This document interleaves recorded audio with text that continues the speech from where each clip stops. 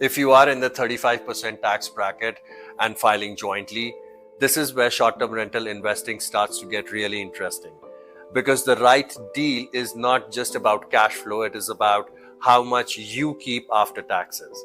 Today, I'm going to walk you through a real mountain short-term rental deal and break down how investors actually analyze something like this.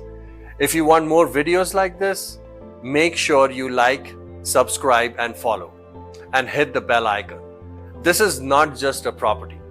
This is a $1.45 million architectural mountain home sitting on nearly 10 private wooded acres at around 11,000 feet, backing directly into national forest. You have a creek running through the backyard, panoramic views stretching all the way to Pikes Peak, and even wildlife like moose moving through the property.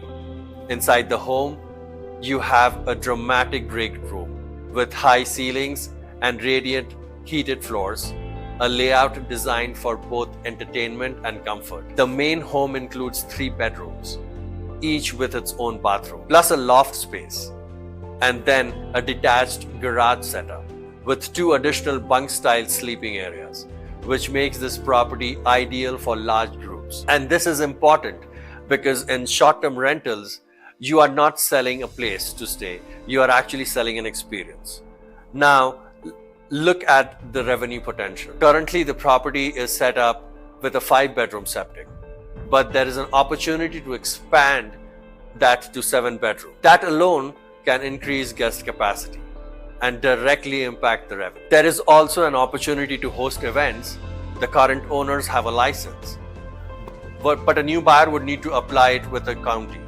Now, look at what that does. You are no longer just renting nights, you are opening up additional income streams. On top of that, with a few strategic upgrades like adding a sauna, refreshing the furnishings, improving outdoor experience like games or disc golf, and upgrading the photography, you can reposition this property. Based on conservative projections, at around $805 average nightly rate and about 76% occupancy, this property has the potential to generate close to $240,000 annually. And this is where most investors underestimate deals. They do not account for positioning. Now let's talk financing. Let's assume a 20% down payment and roughly 6.85% interest rate. Now, why does that matter? Because same property with different financing can produce very different outcomes. I have seen deals look strong, but once you apply real financing, they do not work. So when you analyze a deal, you have to look at the structure, not just the price. Now, based on these assumptions, this deal comes out to roughly a 12% cap rate and close to 20% cash on cash return. Now, those numbers are strong, especially in a mountain market. But here is how I look at it. These numbers are only good as your assumptions, which means execution matters. Now here is where this gets really interesting. At the tax bracket of 35%, there's a potential to unlock significant tax benefits, estimated around $170,000 in tax savings, and bonus depreciation close to $490,000. Now, this depends on your individual situation, but this is where short-term rentals become powerful. It is not just about income. It is about how the asset fits into your overall financial picture. Now, let's stay grounded. Not every property will perform like this.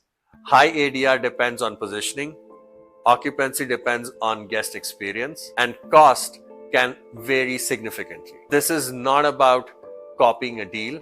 This is about understanding and how to think right. So the takeaway is simple. A high price does not mean a bad deal, and a low price does not mean a good one. It all comes down to how the numbers work. If you want me to break down deals like this, or you have a property that you want me to analyze for you, make sure you like this video, save it for later, and subscribe to the channel. And drop analyze in the comments or message me directly. I will help you break it down based on your goals.